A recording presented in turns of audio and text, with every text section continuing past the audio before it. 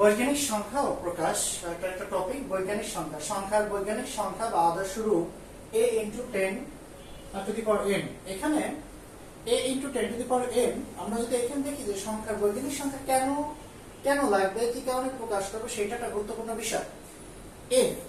a into 10 to the power n, এই n এগুলা কি সেটা জানবো। যদি কোন সংখ্যা অনেক বড় হয় সেই সংখ্যাকে সংক্ষিপ্তভাবে প্রকাশ করার জন্য আসলে আমরা বৈজ্ঞানিক সংখ্যা ব্যবহার করি। এই জন্য বৈজ্ঞানিক সংখ্যা ও প্রকাশ। তো সংখ্যার বৈজ্ঞানিক সংখ্যা বা আদর্শ রূপ কি? a into 10 to the power n, a into 10 to the power n, a into 10 to the power n। এরপরে এখানে এটা কি? এর মান 1 এর সমান বা বড় হবে, 10 থেকে ছোট হবে। এর মান 1 এর সমান অথবা বড় এবং 10 থেকে ছোট হবে। আর n কি? এই 10 এর উপরে যে কোনো পূর্ণ সংখ্যা পাওয়ার বসতে হবে, সেটা 1 2 3 4 5 6 7 8 9 10 যে কোনো পূর্ণ সংখ্যা বসতে পারবে। আমি আবারও বলি, এইখানে যে a আমরা দেখতে পারতেছি a এবং to the power n, a হচ্ছে যাইয়া এই হচ্ছে 1 থেকে বড় 10 থেকে ছোট, তবে 1 এর সমানও হইতে পারে। অর্থাৎ কি হইতে পারবে? এর মান কি হইতে পারবে? 1 হইতে পারবে, 2 হইতে পারবে, 3 হইতে পারবে, 4 5 6 7 8 9, কিন্তু 10 হইতে পারবে না। অর্থাৎ এর মান 1 থেকে 9 পর্যন্ত হইতে পারবে। আর n এর মান যে কোনো কিছু হইতে পারবে, মাইনাস প্লাস সব হইতে পারবে। এরপর আমরা নিয়মগুলো দেখব। 10 এর চেয়ে বড় সংখ্যার বৈজ্ঞানিক পদ্ধতি লেখার নিয়ম দেখব, আর 10 এর চেয়ে ছোট সংখ্যার বৈজ্ঞানিক পদ্ধতি লেখার নিয়ম দেখব। এইখানে আর 1 এর চেয়ে যেটা ছোট সংখ্যার বৈজ্ঞানিক পদ্ধতি নিয়ম দেয়। আমরা সরাসরি এইখানে নিয়মগুলো হচ্ছে, যদি কোনো সংখ্যা 10 এর চেয়ে বড় হয় তখন দশমিক বিন্দুটি বামে আনবো। আমরা সরাসরি যদি কয়েকটা এক্সাম্পলে যাই তাহলে আমাদের মনে হয় নিয়ম কিছুই লাগবে না সরাসরি। এখন আমরা এইখানে যে 9টা এক্সাম্পল আছে, সেই 9টা এক্সাম্পল আমরা করার চেষ্টা করব। এই 9টা এক্সাম্পল করলে আমরা বুঝতে পারবো যে বৈজ্ঞানিক সংখ্যা কি। মূলত আমরা বলছিলাম বৈজ্ঞানিক সংখ্যার আদর্শ রূপ হচ্ছে a into 10 to the power n, a into 10 to the power n, এটা হচ্ছে আদর্শ রূপ। এর মান 1 থেকে বড় এবং 10 থেকে ছোট হবে। তার মানে এর মান হইতে পারবে 1 2 3 4 5 6 7 8 9, এই 9টার যে কোনো একটা এর মান হবে, এর বাইরে। আর পাওয়ারটা এখন এইখানে যদি আমি এটার বৈজ্ঞানিক সংখ্যা বের করি, এখানে এর মান আমরা দিতে হবে 25 দিতে পারবো না। অর্থাৎ এর মান অবশ্যই আমাদের 2 দিতে হবে, 2.53। তারপরে এই যে পয়েন্ট দিয়ে 2 পরে পয়েন্ট যে আছে সংখ্যাটা, ওটা মিনিমাম দুইটা অঙ্ক লিখবো। এরপরে দেখবো 2 পয়েন্ট কোথায় দিছি, পয়েন্ট দিছি 2 এর পরে। তা 2 এর পরে অঙ্ক কয়টা আছে? 1টা 2টা 3টা 4টা 5টা 6টা 7টা 8টা 9টা। তো গুণ 10 এর উপরে 9 দেব। যদি এটা 10 এর থেকে বড় থাকে, 10 এর থেকে বড় আছে 10 এর উপরে 9, অর্থাৎ দশমিকের পরে যদি আমরা ওদিকে ডানে যাই হাতে, পাওয়ার ধনাত্মক হবে। আমরা ঠিক একই রকম চেষ্টা করি। এটা কি আছে?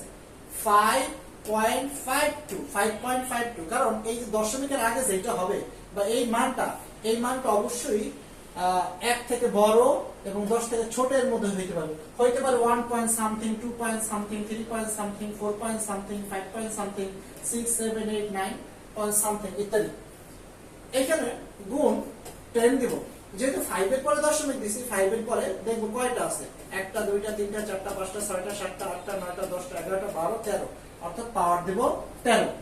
এরপরে ঠিক একই রকম এইটা 5.6, অর্থাৎ এইটা গুণ, কারণ এইটা হচ্ছে a। কয়টা আছে দশমিকের পরে? 5 এর পরে পয়েন্ট দিছি, 1টা 2টা 3টা 4টা 5টা 6টা 7টা 8টা 9টা 10 11 12, অর্থাৎ 10 এর উপরে কি দেব? 12 দেব। তাহলে আমাদের হচ্ছে অ্যানসার হবে। ঠিক একই রকম এইটা করতে হবে, একই রকম এইটা। এবার দেখি ছোট যেগুলো ছোট আছে সেগুলো হচ্ছে কিভাবে করা যায়। ছোটগুলোর পূর্ণ সংখ্যা আছে 325, আমরা কি করব? 3.25 দেব। 3 পয়েন্ট একটার পরে এখানে 3.25। এখন দশমিক, এই পয়েন্ট দিছি 3 পরে, এই দশমিকের পূর্বে কয়টা অঙ্ক আছে? 1 2 3 4 5 6 7 8 9 10 11 12 13, এই পয়েন্টের পূর্বে। অর্থাৎ আমরা এই পয়েন্টটা টাইমে নিয়ে কয়টা ঘর পরে যায় পড়ছে? 13টা ঘর। অর্থাৎ এই পয়েন্টটা টাইমে নিয়ে 1টা 2টা 3টা 4টা 5টা 6টা 7টা 8টা 9টা 10 11 12 13। এখন গুণ দিয়া 10 এর পর -13 দেব। আমি আবারও বলি, এটা দেখাচ্ছি।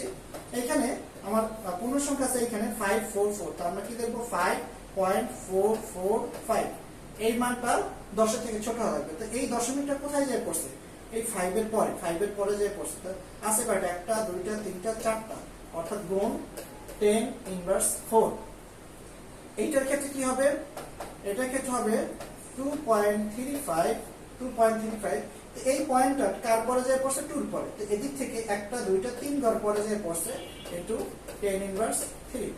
এই হচ্ছে বিষয়গুলো, অর্থাৎ এই যে মানগুলা বের হবে সেই মানগুলা অবশ্যই 10 থেকে ছোট হবে, 1 থেকে বড় হবে, এবং পাওয়ার যদি দশমিকটা হচ্ছে এদিকে যায়, অর্থাৎ আমরা যদি এদিকে থাকি, ধনাত্মক যদি থাকে অর্থাৎ 10 থেকে বড়, তাহলে +5 হবে, মানে প্লাস হচ্ছে প্লাস মান হবে, সেটা 5 বা 9 সেটা ডিপেন্ড করবে আমি দশমিক, যেহেতু 2 এর পরে আমি দশমিক বসাইছি, যেহেতু 2 এর পরে আমি দশমিক, অর্থাৎ 2 এর পরে যদি দশমিক থাকে পাওয়ার প্লাস হবে, আর যেহেতু দশমিকটাই সামনে যাচ্ছে এর জন্য এই ক্ষেত্রে পাওয়ার মাইনাস হবে। অর্থাৎ এই যে এই রেজাল্টগুলো, এই মানগুলো অবশ্যই 1 এর থেকে ছোট, কারণ এখানে 0 সামথিং আছে, 1 এর থেকে ছোট হইলে পাওয়ার মাইনাস হবে, আর বড় হইলে পাওয়ার হচ্ছে প্লাস হবে। যেমন এগুলো অনেক বড়, এর জন্য পাওয়ারগুলো প্লাস।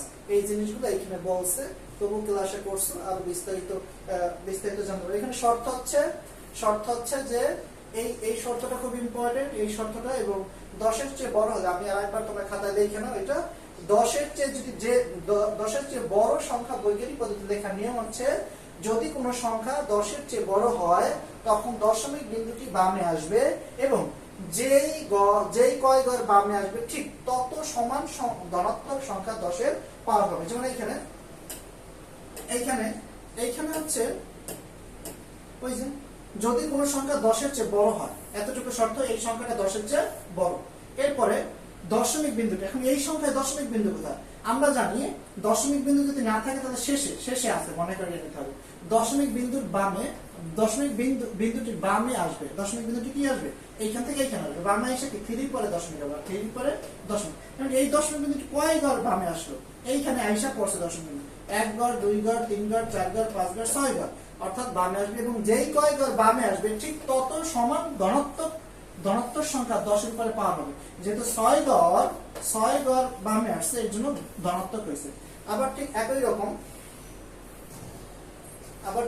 রকম এখানে যে 1 এর চেয়ে ছোট হলে সংখ্যাটি বৈজ্ঞানিক পদ্ধতি লেখার নিয়ম, যদি কোনো সংখ্যা 1 এর চেয়ে ছোট হয়, যেমন এই সংখ্যাটা 1 এর চেয়ে ছোট, তখন দশমিক বিন্দু ডানে আসবে, কারণ দশমিক বিন্দু এইখানে আছে, এইখান থেকে ডানে আইসা 7 এর পরে বসবে, এবং কয় ঘর ডানে আসছে, 1 ঘর 2 ঘর 3 ঘর 4 ঘর 5 ঘর, এর জন্য 7.9 হবে, টাইপিং মিস্টেক, 7.9 ইনটু 10 ইনভার্স 5, যেহেতু এই ডানে আসছে অর্থাৎ সমান ঋণাত্মক সংখ্যা 10 এর উপরে পাওয়ার আকার হবে।